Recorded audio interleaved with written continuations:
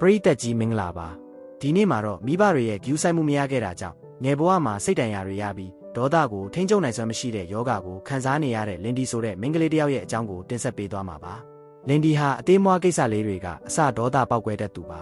ါကုသမှုပေါင်းများစွာခံယူခဲ့ရမဲ့မအောင်မြင်ခဲ့ပါဘူးနောက်ပိုင်းမှာတော့သူမရဲ့စိတ်ယောဂကုဆရာဝန်ဒေါက်တာမန်ဂျင်ကသူမရဲ့ဒေါသတွေကိုထိန်းချုပ်နိုင်ဖို့လျှက်စစ်လျှော့တိုက်တဲ့အင်ဂျီတစ်ထည်ကိုတီထွင်ပေးခဲ့ပါတယ်လင်ဒီဟာတာမန်ဘဝလေးတစ်ခုကိုပိုင်ဆိုင်ချင်တာကြောင့်ဂျက်စတင်ဆိုတဲ့ကောင်လေးတစ်ယောက်နဲ့ချင်းတွေ့ခဲ့ပါတယ်စားတော့ဆိုင်မှာစားပွဲထိုးကဂျက်စတင်ကိုရိုင်းဆိုင်ဆက်ဆံပေးမဲ့လင်ဒီကဒေါသကိုထိန်းထားနိုင်ခဲ့ပါတယ်ဒါပေမဲ့တက်ဆင်ခန်းသွားချိန်မှာစားပွဲထိုးမလေးကဂျက်စတင်ကိုလောင်ပြောင်နေတာကိုကြားသွားတဲ့အခါမှာတော့သူမရဲ့လျှက်စစ်အင်ဂျီကအလုံးမလုံးတော့ပဲစားပွဲထိုးမလေးကိုပြင်းပြင်းထန်ထန်ထိုးချိတ်ပြီးထွက်ပြေးသွားခဲ့ပါတယ်နောက်နေ့မနက်မှာလင်ဒီကဒေါက်တာမန်ဂျင်စီသွားပြီးအင်ဂျီကိုပြင်ခိုင်းပါတယ်ဆရာဝန်ကတော့သူမအနေနဲ့တခြားသူတစ်ယောက်နဲ့နှွေးထွေးရဲ့ဆက်ဆံရေးတစ်ခုတိစောက်ဖို့အကြံပေးပါတယ်ဒါကြောင့်လင်ဒီကဂျက်စတင်ကိုပြန်ဆက်သွယ်ပြီးနောက်တစ်ကြိမ်ထပ်တွေ့ခဲ့ကြပါတယ်ဒီတစ်ခါမှာတော့သူတို့နှစ်ယောက်အရန်ကိုအဆင်ပြေသွားပြီးလင်ဒီအိမ်ကိုအတူတူပြန်လာခဲ့ကြပါတယ်ဂျက်စတင်ကသူမရဲ့လျှက်စစ်အင်ဂျီကိုတွေ့သွားပေမဲ့ဘာမှမပြောဘဲသူမနဲ့အတူညအိတ်ခဲ့ပါတယ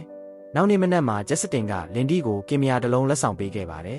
်လင်ဒီကလည်းသူ့ရဲ့ယောဂအကြောင်းကိုဖွင့်ပြောပြခဲ့ပါတယ်ဂျက်စတင်ကစည်ရင်းကန်တယောက်ဖြစ်လို့အလုပ်သွားရမှာဖြစ်ပေမဲ့ညစာစားဖို့ဖိတ်ခေါ်သွားခဲ့ပါတယ်လင်ဒီကတော့ဒီဆက်ဆံရေးကြောင့်သူမအနေနဲ့လျှက်စစ်အင်ဂျီကိုတောင်သုံးစရာမလိုတော့ဘူးလို့ခံစားလာရပြီးအရန်ကိုပျော်ရွှင်နေခဲ့ပါတယ်ဒါပေမဲ့ညစာစားဖို့ပြင်ဆင်နေချိန်မှာဂျက်စတင်စီကနေနောက်ကျမယ်ဆိုတဲ့စာဝင်လာပါတယ်လင်ဒီကဖုန်းဆက်ကြည့်တော့စုံထောက်ပစ်ကာကဖုန်းကင်ပြီးဂျက်စတင်အသက်ခံလိုက်ရပြီဖြစ်ကြောင်းပြောပြပါတယ်လင်ဒီလည်းရဲစခန်းကိုလိုက်သွားပြီးစုံထောက်ပစ်ကာနဲ့နီယန်တို့ကိုတွေ့ဆုံခဲ့ပေမဲ့ရဲတွေကဒီအမှုအပေါ်ဂယူးတစိုက်မရှိဘူးလို့ခံစားရတာကြောင့်ကိုယ်တိုင်စုံစမ်းဖို့ဆုံးဖြတ်လိုက်ပါတယ်ဂျက်စတင်ရဲ့ဇာဘနာကိုတက်ရောက်ပြီးနောက်လင်ဒီဟာစိတ်လှုပ်ရှားမှုတွေကိုမထိန်းနိုင်တော့ဘဲဒေါက်တာမန်ဂျင်စီကနေအိတ်ဆေးတွေတောင်းယူခဲ့ရပါတယ်နိုးလာတဲ့အခါမှာတော့ဂျက်စတင်ရဲ့တူးတဲသောဖောက်တီဖြစ်တဲ့ဘယ်ရီဆိုသူကိုမတင်ကားကြောင်းဆရာဝန်ကိုပြောပြခဲ့ပါတယ်ဆရာဝန်ကရဲတွေကိုပဲတာဝန်လွှဲထားဖို့ပြောပေမဲ့လင်ဒီကတော့လက်မခံပါဘူးလင်ဒီဟာစုံထောက်ပစ်ကာကိုသူမအိမ်ကိုလာဖို့ဖုန်းဆက်ပြီးအာယုံလွဲကရဲစခန်းထဲကတက်တေခံပစ္စည်းထားတဲ့အခန်းထဲခိုးဝင်ပြီးဂျက်စတင်ရဲ့ပိုက်ဆံအိမ်နဲ့လိပ်စာကိုယူဆောင်သွားခဲ့ပါတယ်ဂျက်စတင်ရဲ့တိုက်ခန်းမှာတဲလုံဆက်ရှာနေတုန်းပစ်ကာကဖုံးဆက်ပြီးစုံထောက်နီယန်လာဖမ်းနေပြီလို့တတိပေးပါတယ်လင်ဒီထွက်ပြေးဖို့လုပ်ချိန်မှာနီယန်နဲ့ပပင်းတိုးပြီးရန်ပွဲဖြစ်ကြပါတယ်လင်ဒီကနီယန်ကိုရိုက်နှက်ပြီးဂျက်စတင်ရဲ့ကားကိုယူကာထွက်ပြေးလွတ်မြောက်သွားပါတယ်နောက်နေ့မှာလင်ဒီဟာဖုံးဆိုင်တစ်ဆိုင်ကိုသွားပြီးဟက်ကာအန်ဒီဆိုသူနဲ့အကူအညီတောင်းကဂျက်စတင်ရဲ့ဖုန်းကိုစစ်ဆေးခိုင်းပါတယ်ဖုန်းထဲကအချက်လက်တွေအကုန်ဖြတ်ခံထားရပေမဲ့နောက်ဆုံးဝင်ထားတဲ့ဖုန်းခေါ်ဆိုမှု6ခုကလက်နက်မောင်ခိုသမားဘယ်ရီစီကဖြစ်နေတာကိုတွေ့လိုက်ရပါတယ်လင်ဒီကဘယ်ရီစီကိုသွားပြီးဂျက်စတင်ရဲ့လူသက်သမားအကြောင်းမေးမြန်းပါတယ်ဘယ်ရီကသူ့ရဲ့အကောင်းဆုံးလူ3ယောက်နဲ့ရှင်ချပြီးနိုင်မပြောပြမယ်လို့စိန်ခေါ်ပါတယ်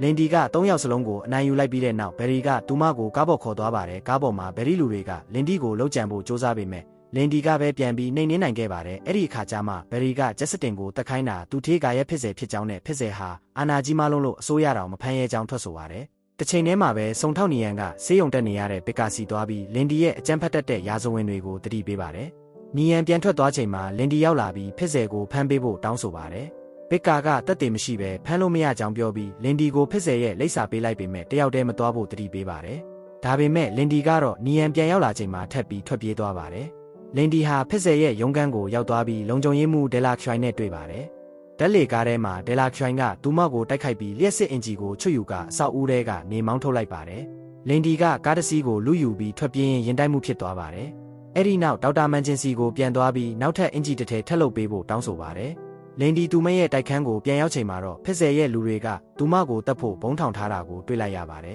။သူမကဘုံကိုဖြုတ်ယူလိုက်ပြီးသူမတေဆုံးသွားကြောင်းဟန်ဆောင်ဖို့အတွက်တိုက်ခန်းကိုဘုံခွဲလိုက်ပါတယ်။အဲ့ဒီအချိန်မှာသူမကိုလာဖမ်းတဲ့စုံထောက်ပစ်ကလည်းတိုက်ခန်းပေါက်ကွဲသွားတာကိုမြင်ပြီးလင်ဒီတေးပြီးလို့ပဲထင်သွားပါတယ်။ပစ်ကာကဖုံးဆက်ပြီးဖစ်ဆယ်ကိုအဆက်မရှာဖို့တားပေမဲ့လင်ဒီကတော့သူမရဲ့အစီအစဉ်တိုင်းဖစ်ဆယ်ရဲ့ရုံးခန်းကိုထပ်သွားခဲ့ပါတယ်။ဒီတစ်ခါမှာတော့ဒဲလာချွိုင်ကသူမကိုဖမ်းမိသွားပြီးဖစ်ဆယ်စီကိုခေါ်သွားပါတယ်။ဖစ်ဆယ်ကဂျက်စတင်ကိုတက်ခဲ့ကြောင်းဝန်ခံလိုက်ပါတယ်။လင်ဒီဒေါသထွက်ပြီးရုံးကန်နေတုန်းဒဲလာချွိုင်ကသူမကိုရိုက်မြစ်လိုက်ပါတယ်။လင်ဒီတီးရလာချိန်မှာတော့ကူလားထိုင်မှာကျိုးထုတ်ခံထားရပါတယ်။သူမကကျိုးတွေကိုဖြုတ်ပြီးဒဲလာချွိုင်ကိုတိုက်ခိုက်ကဖစ်ဆယ်ရဲ့ရှို့ဝဲရုံးခန်းကိုရှာဖွေခဲ့ပါတယ်။လုံခြုံရေးတွေကိုအကုန်လုံးအနိုင်ယူပြီးရုံးခန်းထဲကိုရောက်သွားချိန်မှာတော့ဖစ်ဆယ်ဟာအသက်ခံထားရပြီးဖြစ်နေတာကိုအံ့သားစွာတွေ့လိုက်ရပါတယ်။အဲ့ဒီအချိန်မှာပဲအသက်ခံရပြီလို့ထင်ထားတဲ့ဂျက်စတင်ဝင်လာပါတယ်။တကယ်တော့ဂျက်စတင်ဟာကဲကအေဂျင့်တယောက်ဖြစ်ပြီးဖစ်ဆယ်ကိုတပ်ဖို့အတွက်လင်ဒီကိုအသုံးချခဲ့တာပါ။ဒေါက်တာမန်ဂျင်ကလည်းကဲကအတွက်အလုပ်လုပ်ပေးနေသူဖြစ်ပြီးလင်ဒီကိုအကြံပေးခဲ့တာဖြစ်ပါတယ်။ဂျက်စတင်ကလင်ဒီကိုလျှက်စစ်လျှော့တိုက်ပြီးနှိပ်စက်ပေမဲ့လင်ဒီကဒီတန်တွေကိုခံနိုင်ရရှိနေပြီဖြစ်ပါတယ်